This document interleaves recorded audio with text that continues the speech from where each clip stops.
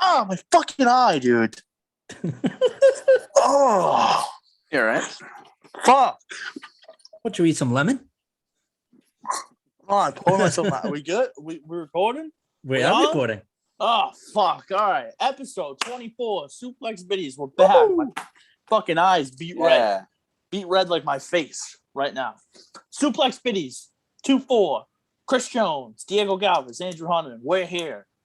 Big show tonight. Brought to you by Couch Guy Sports. Make sure you use the internet one time. Make sure you're checking them out because to the moon, Couch Guy Sports is going, and you don't want to miss it. Also, big shout out to our sponsor today as well, Exogun.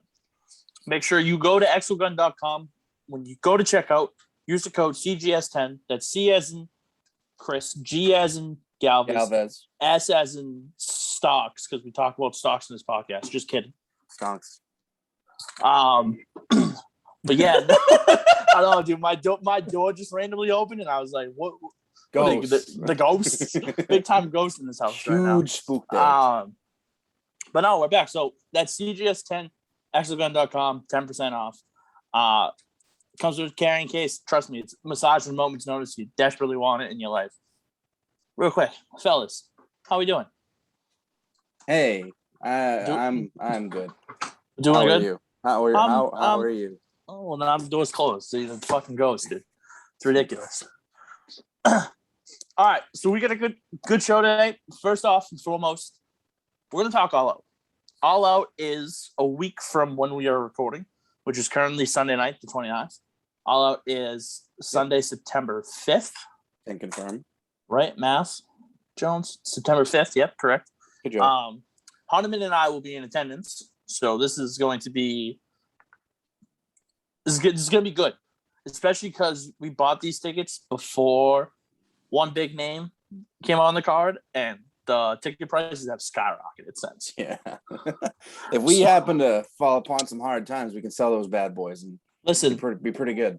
I think, Honeyman, I won't lie to you. I think we can easily make a $3,000 profit right there. Honestly, you're probably right. In total. But let's dive in. There's a big card so far. We got 10 matches on the card so far. Potentially one more added. I don't know for sure yet, but let's talk about it right now as we speak. And let's start off. The first thing we're going to start off with is the 21-woman Casino Battle Royale with the AEW Women's Championship title match for the future. So far, we have Nyla Rose, we have Thunder Rosa, we have the Bunny, we have Big Swole, Julia Hart, Diamante, Penelope Ford, Ty Conti, Red Velvet, and then there's 12 women that are still to be determined. So, fellas. So 12 spots? Yes, still 12 spots. Ruby Riott, baby, it's coming. Ruby Soho, please get it right. She hasn't debuted yet. You don't know that. Well, I know what her name is. It's Ruby Soho. It's not Ruby Riott anymore. That's as dead as Braun Strowman. Speaking of Braun Strowman, did you guys, before we even talk about this, did you guys see the rumor with Braun Strowman? Yeah. No. TNA. Ooh. Gonna be Titan. He got, ready for this? He got an offer from AEW decline. And now they're setting him up for Braun for Glory, which is bound their pay-per-view, but it's bound for Glory, not Braun. So they just Scott D'Amore tweeted that or said it or something. It was just Braun being idiots. All right, let's move back. If he goes to TNA, that's big for them. It's big time for them. It's the biggest name they could get. Like him versus Moose would be a fucking slugfest. Throw Moose in those, son, please. You know what? Stick it out, man. I don't like Moose. All right, 21-woman Casino Battle Royal. Let's stay on topic here. Yeah, Jones. I know, right? Fucking Jones, you fucking loser, dude. Ottoman. Yeah. Who do you think's winning the Casino Battle Royal? Nyla Rose, unfortunately. Why? Of the people that have been announced, they've reestablished that she's being pushed again and she wants the title back, yada yada yada. So usually every 3-4 months they give her a little push, make her look dominant, and then she doesn't mean anything. It does.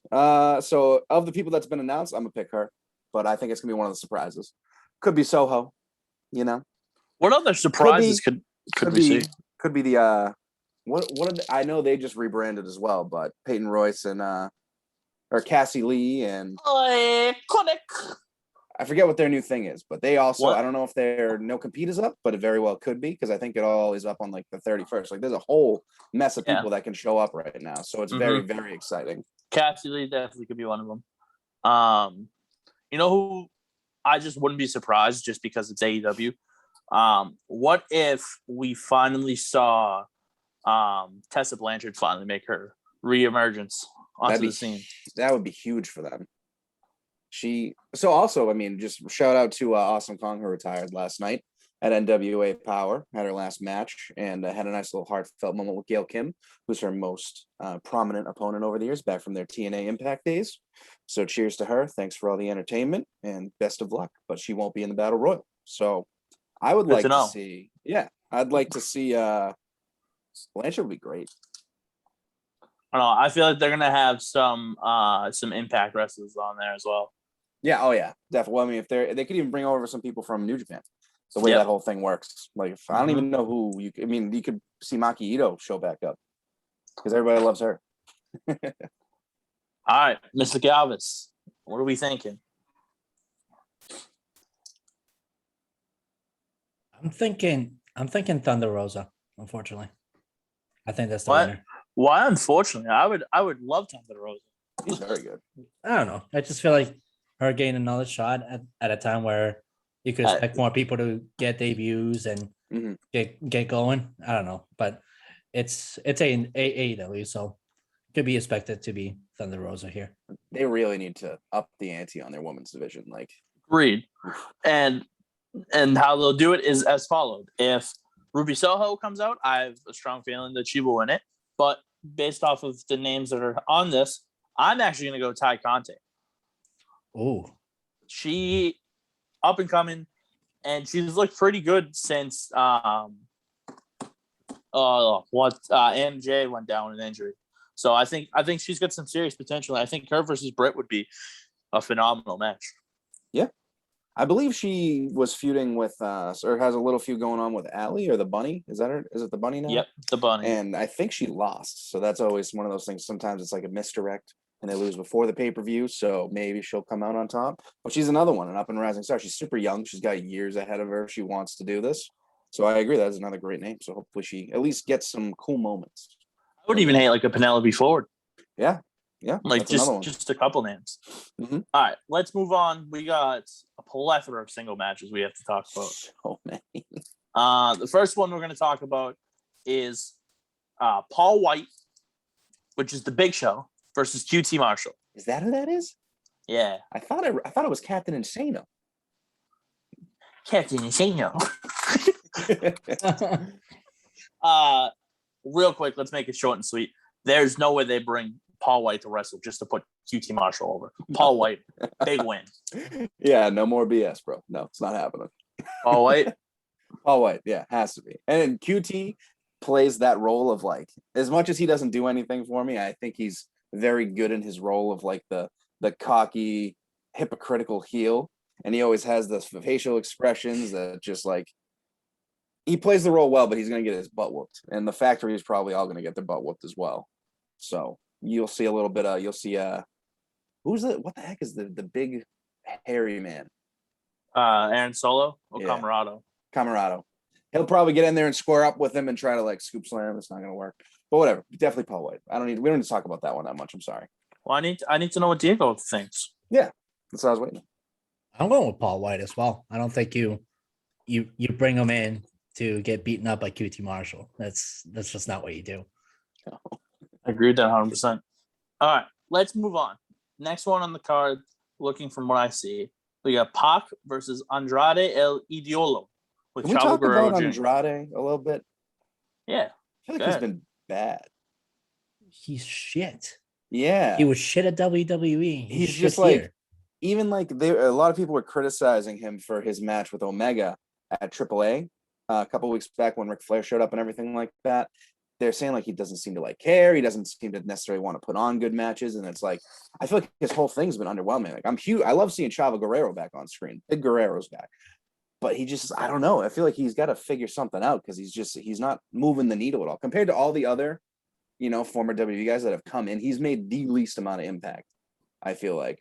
So I hope this is like his coming out party so to say, and he has a banger with Pac, but like what the whole point of this is to have the Lucha Bros become like his clients, but they're not even involved. They're in a whole other thing that's separate. So like, I don't know. It just feels like hasn't necessarily lived up to his potential, which has seemingly been, what's gone on his whole career. So hopefully this is a big moment for him. But what do you guys think? Do you guys think he's done? Like, are you disappointed like I am? Or? I just think the way that they've booked him so far, it's been a little bit questionable. Obviously, I like the Chavo Guerrero aspect of bringing him in, but I think he is now set in stone on doing whatever he has to do to be in the same wrestling company again as his girlfriend, fiance, whatever the fuck their relationship is nowadays, Charlotte. Okay. So I think right now, if it looks like he doesn't give a shit, I think he's just going through emotions that are putting him in this situation where I'm not having the quality of matches that I know I can have, but at the same time, I want to make sure that my personal life doesn't get affected by this X, Y, and Z and all mental shit as well. Maybe why he hasn't been around as much, trying to like make sure he's not too far away and all that. Yeah, that's very logical. Good call. That's why I'm taking him to beat Pac. But I'm taking him to beat Pac because I think Chavo Guerrero helps him. I don't think Andrade beats him clean. I just think Chavo does the Guerrero thing, helps him cheat to win, and we start seeing this trend from Andrade a little bit. Yeah, I'm gonna go with Andrade as well because it feels like he definitely needs the win to get established. Pac definitely can afford a loss. He was just in the main event of like the last pay-per-view, I believe, with Orange Cassidy and Omega. So he's coming down the card a little bit, but he can definitely take an L, especially if there's cheating involved, then it sets up more run. So maybe Chavo will get in there again. He's probably still got some left in the tank. But I will stick with Andrade as well. Mr. Gals? Yeah, I'm sticking with Andrade as well. I think much to what Andrew just said, Pac getting the opportunities that he's been getting, the matches that he's been getting. I don't know. I think Andrade needs to come out of his comfort zone a little bit and kind of really give people something to actually invest in and want to watch him, because WWE, like I said, he wasn't all that great. If it wasn't for Selena Vega, he wouldn't be the character that he was. And here in AEW, it's just like you got Penta, you got Ray Phoenix, and all these guys trying to help you out, and you're not doing anything. Imagine having all those guys there for you, trying to help you get over, and it's just this is what we're talking about. Yep. To just go off topic of him and Selena Vega, I still to this day think he was one of the more underrated champions that NXT has ever had. With her by his side as the mouthpiece and everything, absolutely. His NXT run definitely seemingly is like the peak of how he's been able to get to. Because even back then, before he became NXT champion, he talked about how he wanted to leave. I think he might have even asked for his release. He was like, I don't want to fucking be here. And then Triple H talked to him. He was like, hey, we're going to give you this. Like, show us why you're here. And then he ran with it and had a good run, as you said. So maybe he just needs to get that little kick in the butt again or something. I don't know. All right, let's move on to the next one. Jon Moxley. Jon Moxley is taking on a member of the New Japan roster. Not one that any of us saw. Satoshi Kojima. Yep. A legend. Didn't think this was the one that Moxley was going to get, but hey, I don't hate it. Let's hear your thoughts. Moxley is definitely, I think, going to take the win because he's currently. They were saying that like his attempts to like call out Tanahashi and everything like that is going to lead to the match. Like they don't want to give it to him right away, and maybe other New Japan stars are going to step up to fight in the meantime. I'm looking forward to seeing them two go at it because this is another legend from New Japan. That how often are you going to see this guy wrestle in America? Like I got super lucky. I saw Juice and Thunder Liger wrestle in fucking Lowell, Massachusetts, like 4 years ago before he retired. So it's like this is another one of those just cool moments. I'm sure it'll be a great match. It won't go too long. I can't remember the name of the guy who reversed for the U.S. title back on Dynamite a bit back, but that was another great match. What's his fucking name? We can get to it, but I think it's another one of those ones that's going to be a big. And even Tony Khan actually talked about this recently on I forget what radio show he was on or a podcast. He was very openly just thanking Moxley for joining them and believing in them and saying he is fully he's in their full plans going forward for years. So this is just going to be another one of those. He's one of your top guys. It's a little side thing for him to do in the meantime. You end up getting a dream match with him and Tanahashi probably down the line. Who knows when? But I'm going to stick with Moxley for now. And I kind of like the Crusade because anytime you can get more New Japan guys, it's freaking awesome because their style is so different from what we're used to. Eugene Nagata. Yep, Nagata. What's going on? All right, Mr. Galvis, Moxley, or you taking the 50-year-old legend in New Japan? No, I'm going with Moxley. I've always been a big fan of him. I like what he's been doing here. It's a fun little match to watch. Actually, I'm kind of interested to watch it. But I think, I'm riding with Moxley. No rhyme or reason for it. Good call. I think it's self-explanatory. Yeah, he's a lunatic. You know what the lunatics do? They kick the shit out of 50-year-olds. That's it. It's true. Plain and simple. True. All right, let's move on to the TNT Championship. We have Miro versus Eddie Kingston. Miro. I want to hit. It's kind of a tough one. Like I really think it's gonna be Miro because I don't think he's quite run his. I don't know. He hasn't quite used up his run as the champion yet. But they tend to do those little swaps and potentially boost him up to the main feud with like whether it's Omega or Christian Cage who leaves the pay-per-view. I think it's gonna be. I'm sticking with Miro. I'm not gonna. It'd be awesome to see Kingston just because he's just every time that dude talks, you're just like, oh, I like this every single time. He has a promo, that silver tongue, all that good shit. So I'm just still surprised. All these matches seem to have gotten announced rather late. So like I'm still excited. I'm still excited for everything, but it's like because of all the surprises like the Punk stuff and everything like that, it's like they waited to announce everything else and put all their dominoes in that court. So like I'm still excited for this show. I think it's going to be great, but it feels like a lot of these are a little bit lackluster in their build from what we're used to for AEW. No, I definitely agree with you there. I just feel like they were so focused on the first dance, and that was where all their hype was going towards. And for very much so reasons. We've seen why, and we've seen what it's done for them. Mm-hmm. But having the car now, excuse me, I'm yawning. Having the car now, what it looks like, it's for me, it's a little harder to get excited because I've been looking for this pay-per-view for months now, and I haven't gotten an update until like this past Wednesday on what the card was going to look like. You know what I mean? So it kind of feels like some of it was just thrown together. But with that being said, I think Miro beats Eddie Kingston. I think this is going to be a fantastic match. But I don't think he's dropping the title just yet. There's no stipulation on that match, right? Nope. Because their two styles seemingly would benefit from like a street fight type of stipulation where they can start wailing on each other with chairs or kendo sticks, whatever it is. So maybe we'll see something like that added this week if they do more of the. Because Miro beat up Fuego the other day, and Kingston came out and said, "Hey, I'm sick of this," and then ran in and they started brawling, and they did the whole referee break apart to get everyone hyped up.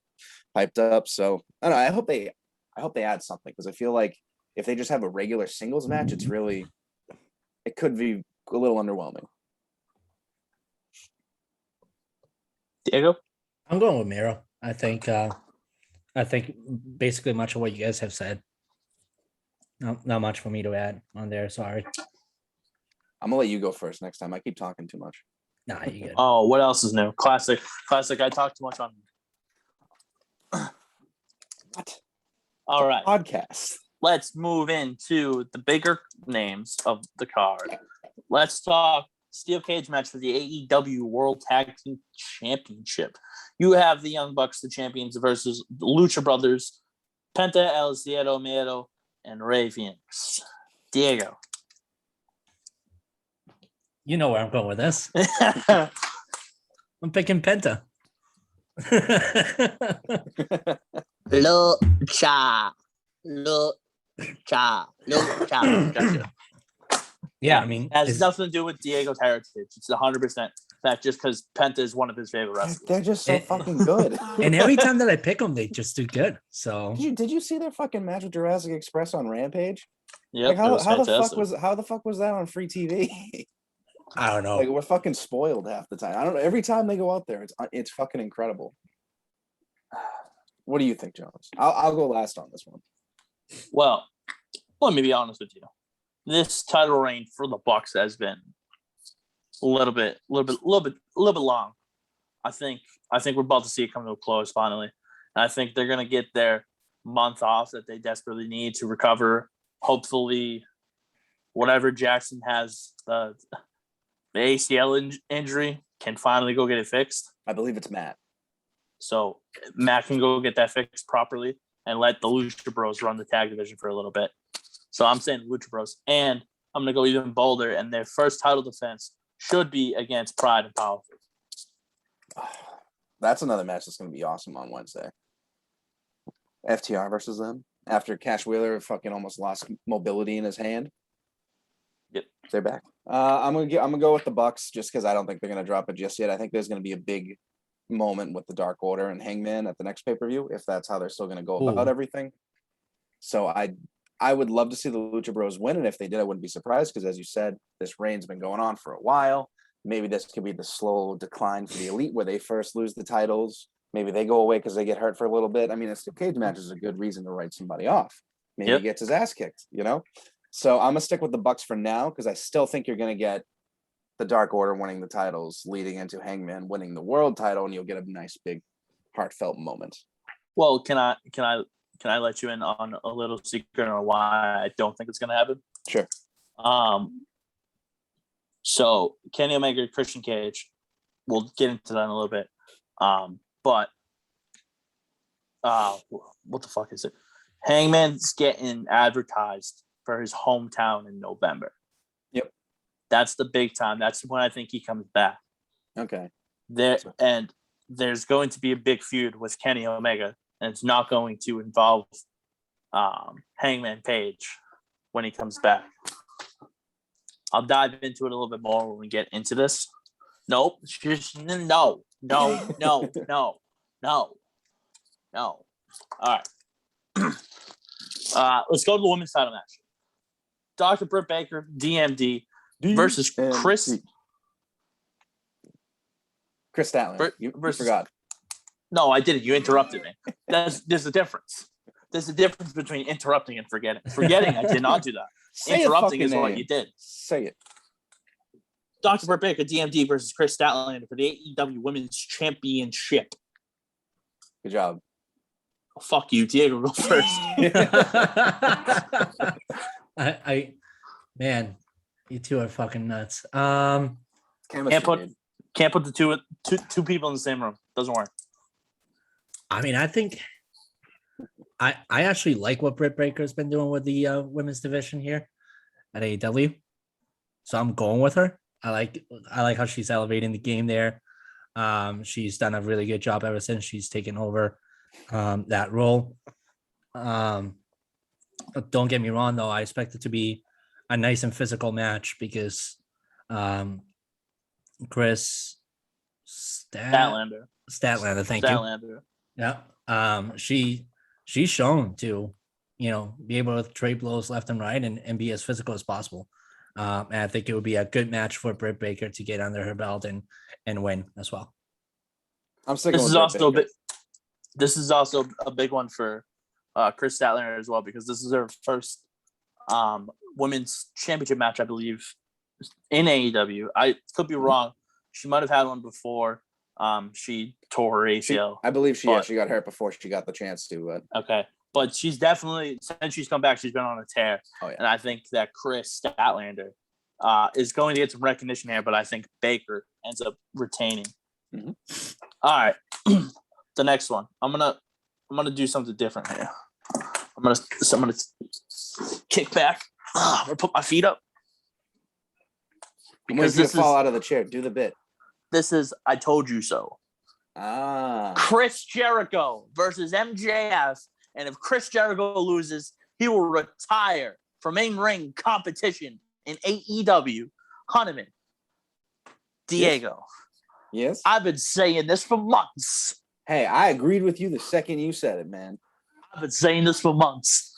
And boy, It feels damn good to be right. All right, carry on. Ugh. That hurt? A little too stretchy for you? No, we're good. Yeah. A little limber? Yeah. We're good. All right, so Little- what are we little thinking, knee pain. boys? I'm thinking MJF retires Jericho once and for all. Dude, I don't want Jericho to retire yet. I don't know if he could, clearly, because he's old. You know, he's older. He's still got a lot left to give, but I really don't know who to choose. But I got to go with MJF just based on how the storyline's gone. And That's Jericho, why I went with him. we talked about it on this show. It's like they even seemingly had the retirement tour for Jericho. He got to have his death match versus Vitu Guerrera, all that stuff. So there'll be some shenanigans. I think there's going to be an open-ended finish to the match where he doesn't lose officially cleanly, but due to the stipulation, he has to retire, but he may still come back at some point. I'm going to stick with MJF, but good job calling this one, Jones. The writing was on the wall, as they say. Every time this guy gets credit, goddamn. No, it's just this one in particular. Just because I've been speaking this into existence for months. This is not like when Hanuman and I called Big E to win Money in the Bank. This is even better than that, because this is something that I came up with in my stupidity of a head. No, it's called a rub, Jones. It's a big rub for MJF. Huge rub. But let's be honest here. Chris Jericho's in-ring competitive career is going like this.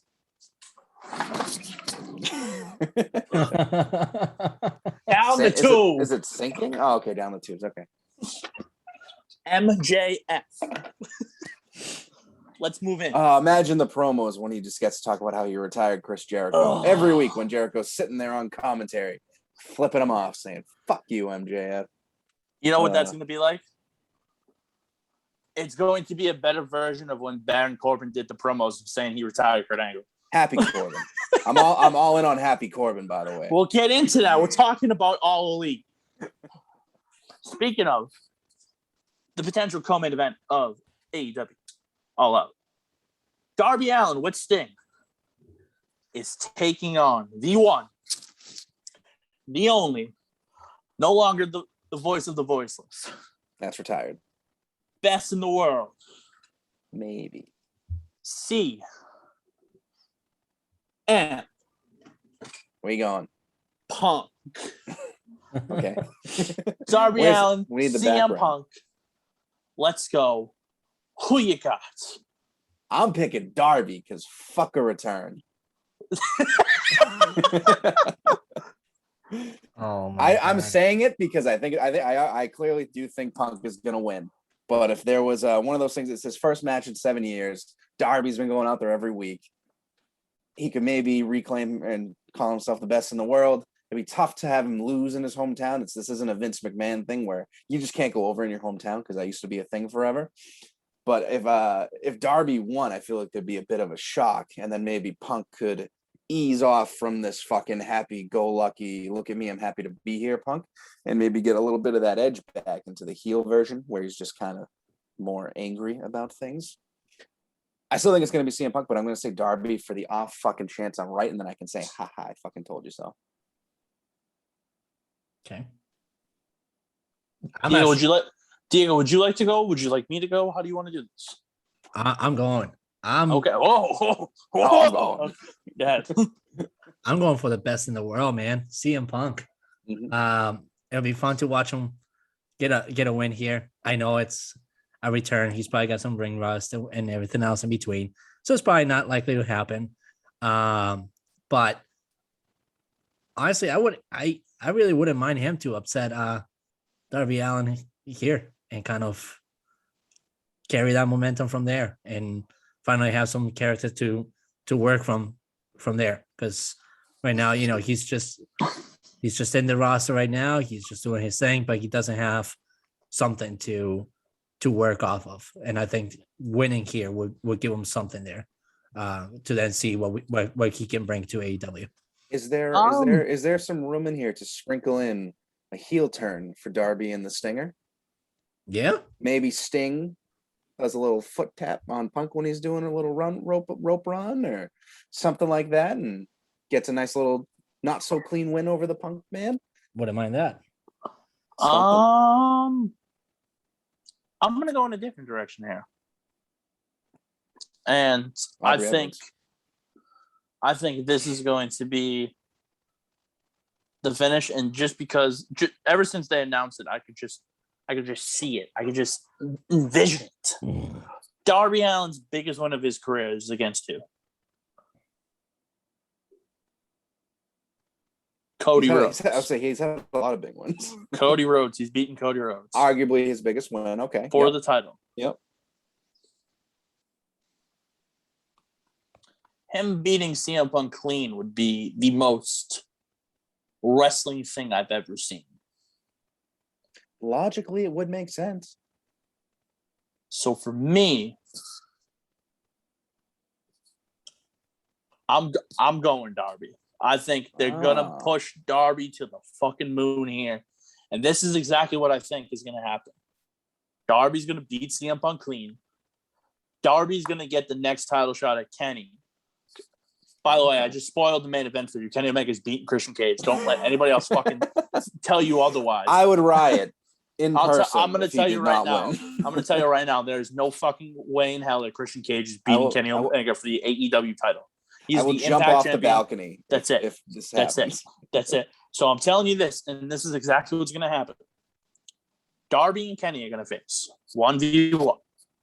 Whether it's 2 weeks after the pay-per-view at the Grand Slam in New York City, whether it's in a month on TV, Darby is going to be next in line for the one-on-one title match with Kenny Omega. And then this is where it gets good. There's going to be a man that comes out after the AEW World title match. I was about to ask you, you think it'll be after the world title match or after Punk Darby? Because I feel like both are realistic possibilities.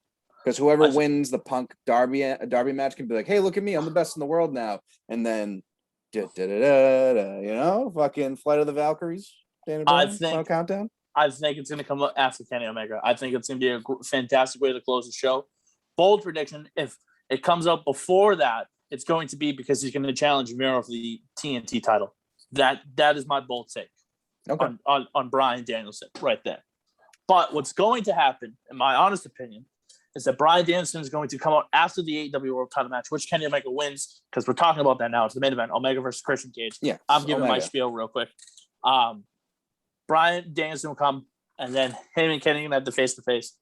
Then, worst comes to worst, you debut him there, because the original plan was they were going to debut him at that Grand Slam show in New York, but with COVID scares, they pushed it up a little bit. So, doesn't mean you still can't have Bryan Danielson in New York City. Make your faces at Kenny Omega.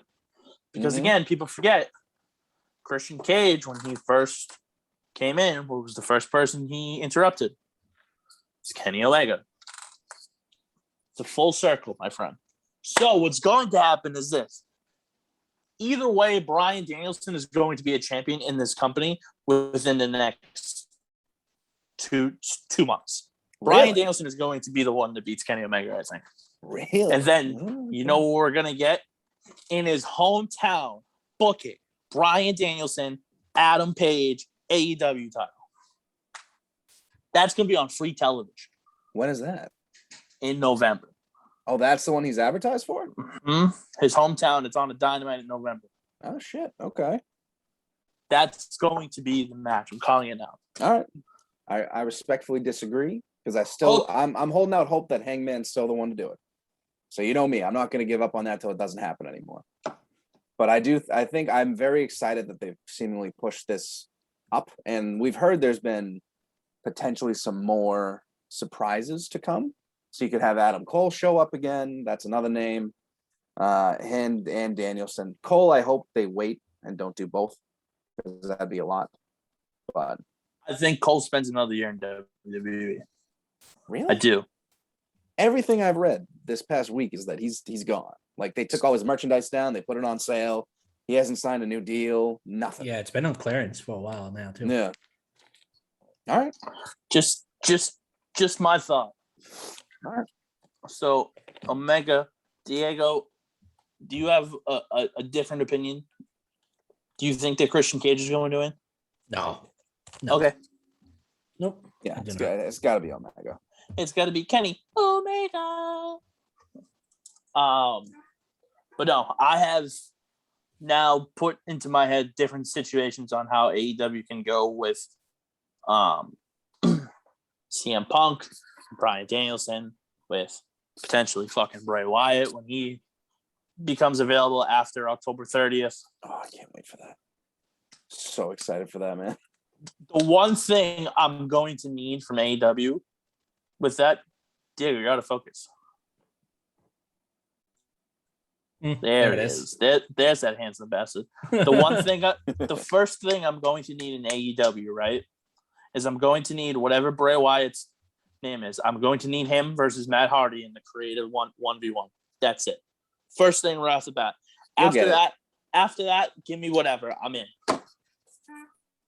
I would like to see that as well. Diego, it's gonna be Wyndham or Wyndham or something. Any surprises that we're looking forward to in your eyes? Other than no, I mean I just can't think of any, honestly. I can't think of any. Well, that is All Out. So now we're going to move on to WWE, which, by the way, first we're going to start with NXT, which I have a picture. It's hi, I'm Triple H. You're watching the NXT channel with the new logo. Thoughts on the new NXT logo? It's okay. Nothing all that exciting. It's colorful. It's different. I mean, a lot of people said it looks childish and stuff like that, but everyone's going to critique anything WWE does. So at this point, they can't fucking win. Give it a chance. It seems like they're going to make it more of like an alternative, potentially, I don't know, punk rock, alternate rock genre type thing. So like, I don't know. Give it a whirl. Is that logo starting this week, did they say? I believe so. Yeah. So we'll see what they do with it. It's very colorful and it's bright. Maybe it's to draw in the attention of us simple-minded fools on cable television, but you know. I don't know. All right. Well, real quick. So let's talk about NXT champion Samoa Joe really quick. What are your thoughts on his challenges? What do we think? O'Reilly, Pete Dunne, LA Knight, somebody different? What are we thinking?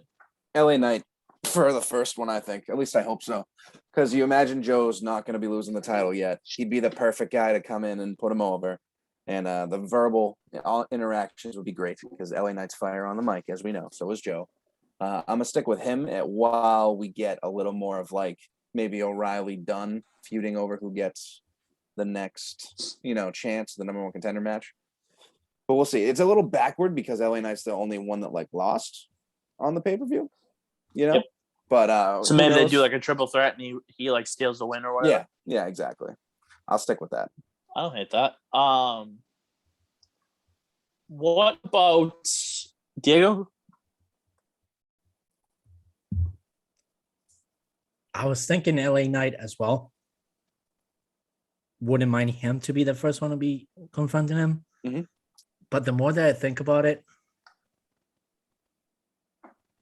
I don't know. What were the other options you had given earlier? Kyle O'Reilly, Pete Dunne. Because those are the three that came out. It's just those three, right? Yeah. Okay. Those are the three that came out last week. Right now, I also wouldn't mind Pete Dunne, to be honest with you. Mm-hmm. I wouldn't mind him to kind of get into this push against Mojo and show him what he can do. Dunne is one of those characters that has been good at showing people what he can do, and especially in these kind of circumstances. Yep. When he challenges hard, and I think for what NXT is trying to do, I think Samoa Joe could use a hard challenge right now, and I think Pete Dunne would be that person to do it. Allegedly, Pete Dunne also has re-signed recently, correct? So this could be one of those. Yeah. Hey, you just re-signed. Here's a reward. get Yeah. some TV time and a push. So Well, definitely viable. I think Pete Dunne's going to get a bunch more TV time because they now have that faction back with Rich Holland? Nope, with Birch and Lorcan. Birch and Orny. Birch is back. And they're adding Rich Holland to fill in the Pete Dunne role that he was playing for McAfee. And now and then Pete Dunne is now in the role where he was going to be originally, but because of the injury to Rich Holland, he had a flip-flop and all that fun stuff. So I think that could be one. And also another potential, we forget the NXT Breakout Tournament final was last week. Carmelo Hayes has a chance to face whatever NXT champion that he wants. So that's the name that we can add to this mix as well. But I do think that they'll go Hayes versus Swerve Scott for the NXT North American title. From a logic standpoint, too, I think that makes more sense because if you're Hayes and you have the choice to pick someone, I even could see him going for Kushida because he's a smaller guy. So you got to start somewhere maybe a little lower to get yourself in there. Because if you win and you're like, you know what, I want Samoa Joe, that's not going to go well. This is not going to go well for you. So I'd like to see him versus Kushida or Swerve Scott because we're still waiting on Legado del Fantasma and all them to finish everything because that seems like they've been building that for. That's almost like it could be a freaking takeover main event at this point. How much they've put into it, but you imagine that title match is coming with Escobar and Swerve in the next couple weeks. I think my big thing is, like Carmelo Hayes has, I think, some time, so I don't think right away he's going to get it. But I think that they'll have that, and then Carmelo Hayes will come up and be like, I'm next, this, that, and that for that. Because Kushida, I think we're still waiting on Kushida and Roderick Strong. Which is once they figure out what they're doing with Diamond Mine, it's gonna be great. Yeah, fucking, Vince wouldn't release people that are involved in the fucking faction. That'd be great. But we've already talked about that. All right, let's move on to the last topic of the night, Friday Night SmackDown. Listen, we're not talking about that pitiful Monday Night Raw. I won't do it. SmackDown wasn't even that good this week. It wasn't good either. No. Yeah, I sat down and watched it from 8 to 10, and it was just like it was average. It wasn't all that great. Yeah. Yep. I have well, to agree with that. Hanaman, can I throw in a suggestion why it wasn't great for you? Sure. Because you know what you're getting next weekend at All Out Live and in person. Yeah, I know. That's true. But we have so much Bullet Club stuff. We have a new challenger for Roman Reigns by the looks of things. And no, it is not Brock Lesnar. Yeah. Was he falsely advertised for SmackDown? Is that what happened? Because I could have sworn they mentioned Becky Lynch and Brock Lesnar were going to be there. I believe so. And then Brock was not there. So. Surprise. I'm not. But again, another thing. Finn Balor comes back out. He's like, hey, Cena's in the past. I'm right now. Let's go. And guess what? You know what it looks like it's going to build towards? Extreme Rules. Oh, whoa. Well, their match is next week. But it looks like they're going to build the feud towards Extreme Rules, is what I'm saying. I want to see them do something weird. So obviously you have the world title match next week. I want to see them do a 6-man tag with the Street Profits and Finn versus the family with like winner take all at Extreme Rules and like some fancy fucking stipulation match. I don't think that'll happen because it's a little too creative, but I agree. You're probably going to get this program for the next month or so. That's too creative for WWE's blood. Listen, we're going to get the Street Profits versus the family, and then we're going to get Roman versus Finn at the pay-per-view. Those are two matches I'm telling you right now, get ready for them. Yeah, unless they decide to bring Brock back and toss him into Extreme Rules, which would just be they're going to bring him back in Extreme Rules, but at the end of Extreme Rules. I still think he's your Survivor Series guy. He's going to lose to Roman, and then once again, Roman's going to stand over him, holding the title, and then lo and behold, The Rock comes out. Because he keeps doing it, and they're like, oh, well, who the fuck is left? And then there's always someone more. So what are they doing for Crown Jewel then? Is Roman not going to Crown Jewel? If I was Roman Reigns, I wouldn't want to go. So, Diego, do you want to go to Crown Jewel? I am the Crown Jewel. Hey, I meant the pay-per-view. That's for off-camera talk, you bastard. No, you bastard. I wouldn't even go if I was able to get to watch, I don't know, old school Triple H versus like The Rock or something. I don't know. I wouldn't watch it personally. Okay. Well, listen, based off of what I think it's going to look like, I wouldn't watch it either. Because it looks like the co-main event is going to be Bobby Lashley versus Goldberg again, which nobody wants to see. Oh my God. Do it so I can get that particle of dust far away from my screen. For the record, I do like the little thing they did on Raw. I would say it wasn't that great, but Sheamus and Priest being involved with Lashley now was a nice little touch. Because Sheamus and Lashley are going to have a great... If they have a couple matches, I wouldn't be mad. Because you know how WWE likes to run it into the fucking ground. So... no, speaking of running into the ground, let's see. Drew McIntyre and Randy Orton, Drew McIntyre and Bobby Lashley, Drew McIntyre and anybody over the last year, besides Jinder Mahal. Yeah, no. Any final thoughts on anything else wrestling related? It's, again, as always, it's an exciting time. All Out's going to be seemingly very hype, very awesome. Especially with the rumor that now Danielson's going to be there. So once again, AEW just keeps adding these fucking marquee names. And again, that show I alluded to that Tony Khan did earlier this week, he keeps talking about how he's going to be bringing in more and more people. Like he's openly said, like I'm signing more people. So who knows who's next? Like we said, probably Bray Wyatt when he becomes available. Potentially Adam Cole if he doesn't go back to WWE, which all signs point to that. And then obviously Danielson now seemingly getting moved up. Their company's just killing it right now. So I'm very excited to be a fan. Anybody else? Yeah. I think right now there's no question that it is a very fun and definitely enjoyable time to be a wrestling fan. The other problem that I have with all these comebacks and all that stuff, though, is as you're trying to develop storylines, you're really not developing anything of substance. And it almost feels as like all these returns are basically for nothing, just to create a hype, and that's about it. An example, Becky Lynch's return, SmackDown this week, trash, absolute trash. I didn't like what they did with the women's either. No, the women's division, that was just a bogus thing put together.